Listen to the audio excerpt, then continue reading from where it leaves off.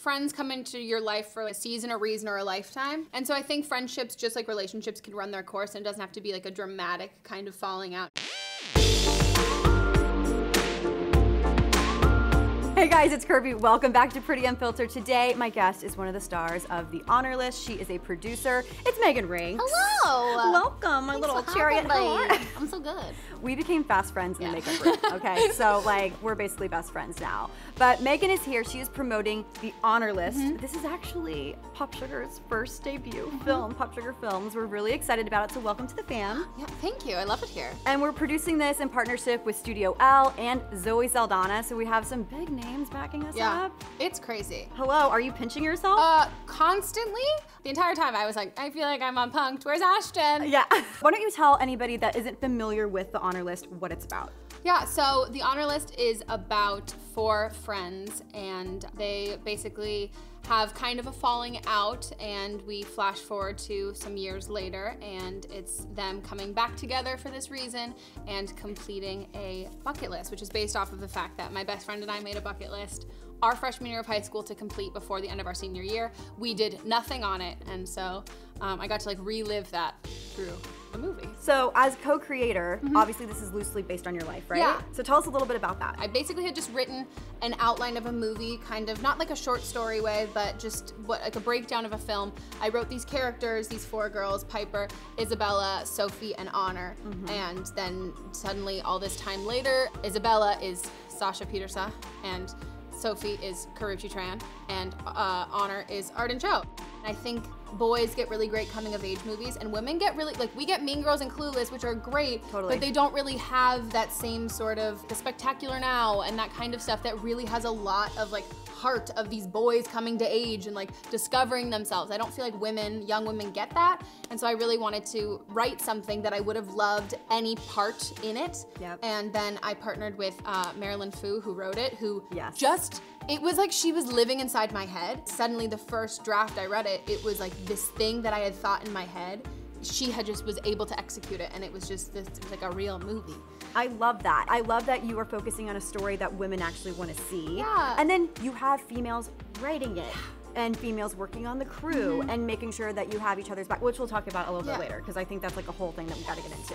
So let's talk about Piper, your character. She's the party girl. Yes. All right, so do we have some similarities here? I'm a grandma, so I like to go home and just watch Netflix and hang out. That's me now. Piper is me, definitely loosely based on high school me. What I really love about Piper is the fact that like she's a party girl, and she has, it kind of looks like she has it all going on. She's definitely way more popular than I was in high school, but she has this like false confidence that she's portraying, and kind of this like, I don't care what anyone thinks about me, but she really does. I think a lot of people can relate to that, especially. Oh, I pretended I was like, oh my God, I don't care what anyone thinks about me. The entire time I'm like, I really hope everyone likes me. Yeah, exactly. Everybody wants approval, right? So when people go off to college, there's usually a little bit of a strain put on high school relationships. Sometimes it's like they serve their purpose and we've moved on. Did you experience anything like that? I think friends come into your life for like, and I've said this before, like a season, a reason, or a lifetime kind of a thing.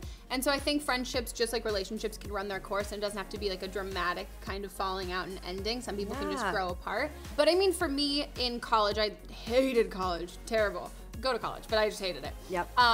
But my best friend had like the exact opposite college experience. Like, she loved it. Day 2, I was calling her and being like, this place sucks, am I right? Like, let's move back home and still hang out. And she was having a great time. Some people have a really great experience, some people don't have a great experience, but I don't think that necessarily means like friendships have to end with that. Like my best friend and I are still friends, and she enjoyed her college experience, but I'm like, okay, I won't judge you for having so much fun without me, but I'm definitely still like a little salty to her college friends. Well, no, totally. And they took her away. Oh my God, I know, I felt the same way. I love that you're mentioning your college experience, because a lot of people are like, freedom! Like, I get to go and do whatever I want and party, meet all these new types of people, and it's not like the movies a lot of the time. No, not at all. Or it's like the bad part of the movies where everybody's mean. It's cool. I love you. I just love how honest you are. Like, there's no BS here. Like, you just tell it like it is. What have you looked for in a friend? Like, what are the characteristics? I think everyone's like, how do I become best friends? Oh my God. So I'm taking applications. What do you look for in a friend, and have those qualities and characteristics changed over time? Yeah, no, definitely. I think so much of the friends that we grew up with are just based on like proximity, and like just because you went to school together and like you see each other all the time, and so it's easier to just find to maintain and start friendships with people because you see them all the time. So it's easy to keep that up. And here as an adult, like I found it much harder because I'm like, I have to really like someone to like hop on the freeway and drive like 20 minutes to see you. I like friends who are, I like people who are, same thing with relationships, like people who are funny and like that I can really get along with and who get me, and friends I don't have to try with. Like my favorite, like I love my friends out here and my friends back home for the same reason, is like we can literally sit on the couch and not talk for 4 hours and it's not awkward and it's not like weird and we can just coexist, and I really like that. Like I like the fact that I don't, like I know I'm really good friends with like all of my friends in LA because like I don't clean my apartment when they come over and like I don't wash my hair. My friends show up wearing sweatpants and like that's what I love, or like in like a spot treatment on a zit and they like show up at my house like that. You kind of touched on this, so then are you a person that has like a tight group of close-knit friends or are you just like a one-on-one person? Like I met my best friend, Sydney, in middle school, the first day of 6th grade. We were the 2 ugliest girls in our class. She used to wear her sweatshirt zipped like all the way up to her chin, and she had like neon green braces and really frizzy hair and a low ponytail. And I had transition lenses that never got fully light and never got fully dark. So we became friends because we were the 2 ugliest girls in our 6th grade class, and we looked around and it was like one of those middle schools, like the clique books. Like it was all the most popular girls from every elementary school and those popular boys from every elementary school in this one middle school class, and both her and I were like, well, we gotta be friends with each other. Like we need to, and so we've been friends ever since. We were attached to the hip, go through everything together. So like we had like a big group of friends, but it was always like, it was just like her and I together always. Ride or die, OG. Yeah, and it's still like that. So let's actually talk about the film because this is a very female-centric film. You have a female writer, female crew, right? Yeah. And then obviously the story is about this core relationship between these 4 women. So what was it like getting to work a part of a production like this? It's the best. There was no yelling, which is just so rare. Like just the most rare thing in the entire world on like a film or a TV set. Like there was no yelling. It was so positive. Everyone's hugging all the time. Like literally a second AD is usually just like running around and like screaming at people, and our second AD was just like constantly hugging me. And I was like, this is so fun. Patting you on the back. Yeah, and like you just feel really supported, and especially when like there's a lot of like vulnerable moments in the movie too, and then to know that you're like just supported by all of these people, like that's just amazing. And like it made me so excited every day, and it was just such a completely different vibe.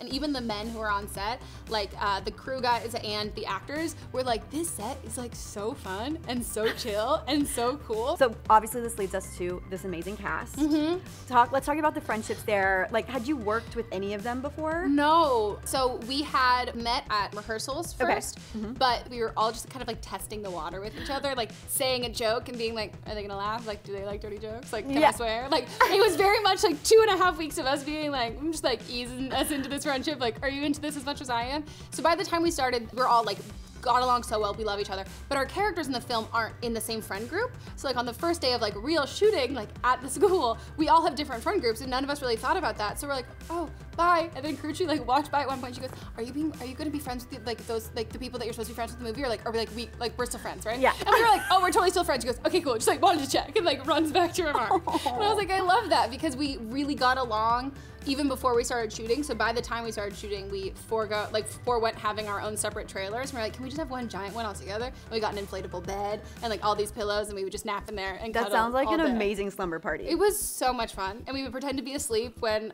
Bree, the PA, would come in, and she would like knock, and she's like, I know you're in here. And we'd be like, obviously we have these movements that have been happening, like Me Too and Time's Up. How has this movement affected you personally as an actress? Yeah. And like, what are you proud of seeing all these women come together in the industry? Well, I think it's amazing because it's like, as everyone's been saying, it's been an unspoken thing for so long. And like, it's like sad to the point where you get desensitized by it. Totally. Like the amount of like nudity you see men do, little to none, except Ben Affleck's butt. Like that's literally all you get.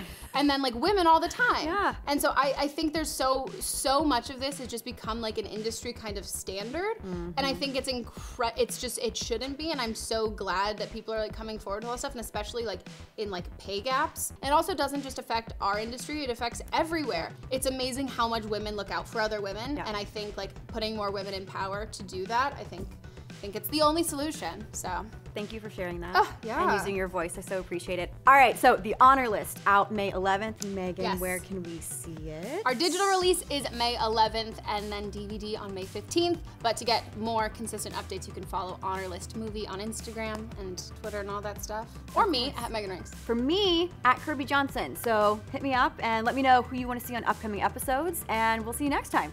Bye.